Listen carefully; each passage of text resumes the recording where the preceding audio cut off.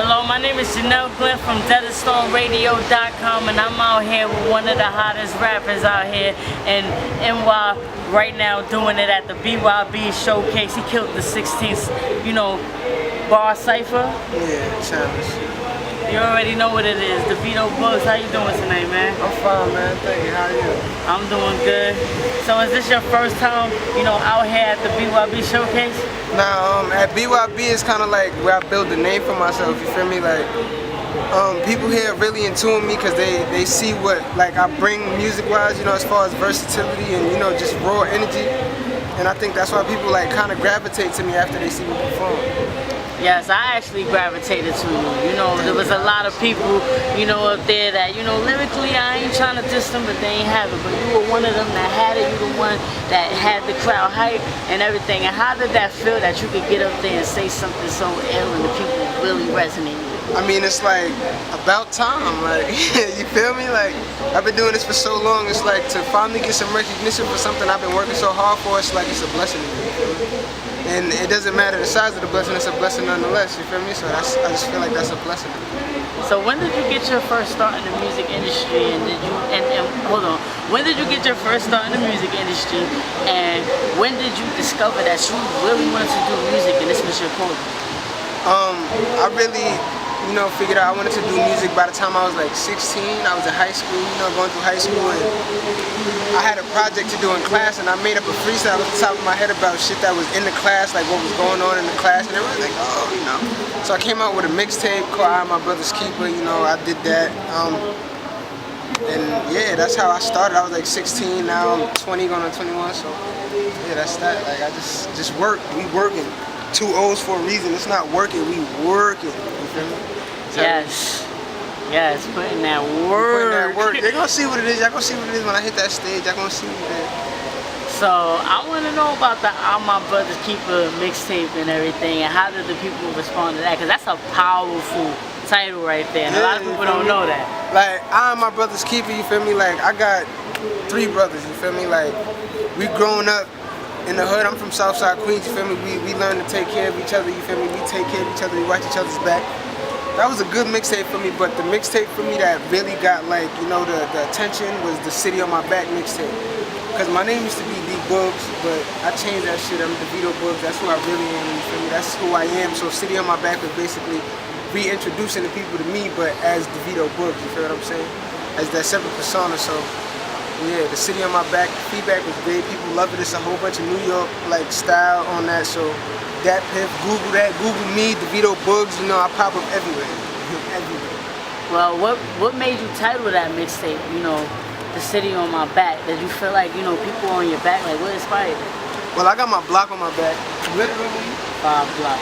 And figuratively, but I feel like New York City's missing, Bobby had it, his situation is very unfortunate, but Bobby had it, you feel me? But as far as what I bring is different, you feel me? I'm not just all hype and hooks, you feel me? I got versatility, as I stated before, I really get busy with this music, and this is something that I live, eat, and sleep, so like I said, City on My Back, it's I took that upon myself to put the city on my back and name it that, a lot of people don't feel the same way about it, but it is what it is, man. 16 for 16, we can do it. I'll leave your alias in the ruins, yeah, I can see that. I seen you rip that stage up tonight, man, and I feel like you got a hunger for it. You said that you do it, for your city. You do it not just for the, the trends and the hype of what people look to see, but you like to give them that raw footage and everything, and that the realness of what hip hop was really built on.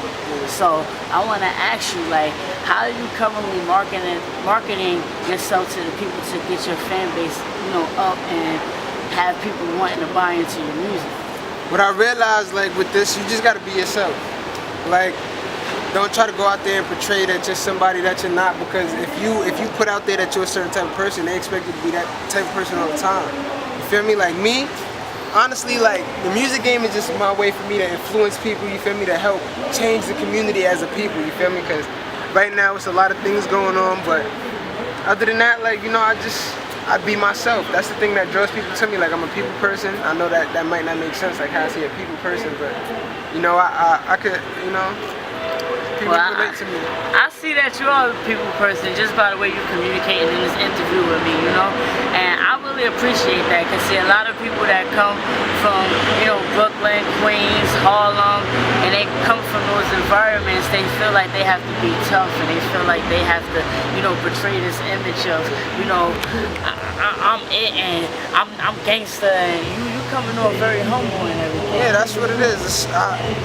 You could lose anything in that, like that. You feel me? So I'm blessed for what I have. I'm blessed that I'm able to, like, you know, showcase it, and that's it. Like, there's nothing more to it. There's nothing less. I'm doing this for my family. That's what I really do.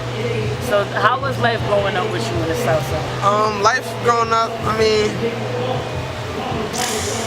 shit. Last month, my boy got $150 on the boulevard. You feel me? Like, that's how it is in the hood. But it is what it is. We bounce back. We do what we do. You feel me? And that's it. Like, we don't really talk too much about her politics, but it is what it is. Yeah, I feel you, man. I know since you a deep, you know, like you an artist that, like you said, you're very big on lyricism. You're very, you know, you're real with what you got going on with music. I know you gotta have a song about this, you know, Eric Garner, Mike Brown, you know, Freddie Gray. You gotta have something out there for us, man. I actually got one in the works, and I'm planning on doing like a college tour as a motivational artist. You feel what I'm saying? Like, I want to inspire people, motivate people to do something because I'm gonna get the quote wrong, I know, but you know, I believe Dr. Martin Luther King said, we don't, something, I forgot, I'm not even gonna try to chop that. I apologize, I'm not even gonna do that. But you feel me, like, I'm just a motivational person. I want us to build as a community and get shit done, you feel me? Because they call us the minority, but we really not. You feel me? Yeah. We really not. So, we got more power than, you know, people think that we have. Like, people don't really realize, like, without us working the jobs that we work, or without us being talented and everything, like, you can have the money to buy a building. You can have the money to hire people. But if you ain't in there running your own business, you know, you a type of, all you are is an investor. You're not actually the boss, because if we decide we don't want to go to work today, you don't have a business.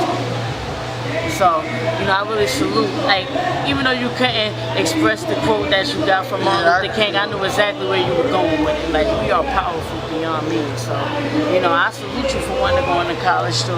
You know, you don't really hear a lot of people speaking like that, especially from Southside Jamaica, Queens.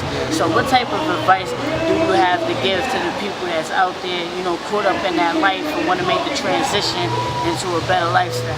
I mean, it's like, look at this, you feel me?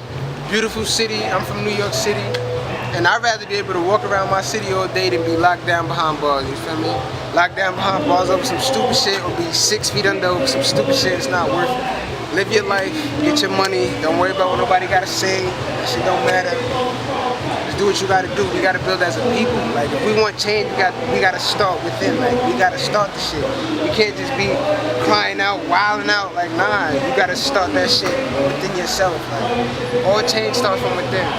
All change starts from within. So, if we want change, we just gotta change from within. So I wanted to ask you, because see, a lot of people right now that are unsigned artists, they're not really feeling the showcase. A lot of people, even myself as a journalist, you know, I've seen a lot of empty showcases. I've seen a lot of scam artists out here taking people's money. I've seen a lot of people, you know, just be sold a drink. Do you recommend that people that rap, sing, dance, whatever it is, join the BYB showcase movement? And why, if so? I mean, joining BYB is like, I mean, it's self-explanatory. It's build your brand. So you go in there, you feel me, you network with the people that are in there, regardless of if it's the 12 Keys, the Eagle Fly E's, the Loud Beats, the Dead from the Highs, the E-Range, the whoever it is in there, you feel what I'm saying? Like, everybody has their own movement going. So when you network with that movement, those two movements become one movement. You feel what I'm saying? Now it makes things easier marketing-wise. You feel what I'm saying? Because now you have a bigger crowd to push what you're doing. So it's like, you know, BYB, I definitely recommend it. I recommend all showcases, but if you're out there beating people in the head, man, we can't be upset with what come with that. Well, I ain't trying to knock the showcases and everything. I'm not trying to do that. But when you got artists, you know, performing in empty showcases all the time and you're talking about your promoter, I can't get with that. When you out here telling people that they're gonna get record deals, or they're gonna get a certain amount of money, or they're gonna get a, you know, a video shoot, and that don't manifest, I ain't feeling that. I ain't gonna say no names. I ain't gonna put nobody on blast like that. But I will say, real recognize real, and when you phony, you fade away. And that's what it is, man. You already know what it is. It's, you know, Janelle Glenn from DeadStormRadio.com out here in the building. And we the illest people out here doing it right now. You already know. All you guys, y'all gotta go and invest in yourselves, believe in yourselves, know y'all worth, and don't be afraid to go out there and get what you deserve, man. Stop letting these people out here take your money with these showcases. Stop having people out here sell you dreams. I highly recommend that you go out there and you use it for practice, but just beware of who you invest your money with, because everybody ain't good and everything that sounds like it's gold ain't gold. You already know what it is. Shout your site out and your Instagram and your I'm Devito Boogz, man. I'm on Instagram, Devito Boogz, DEVITOBOOGZ. You feel me? Other than that, Google me, Devito Boogz, first and last name.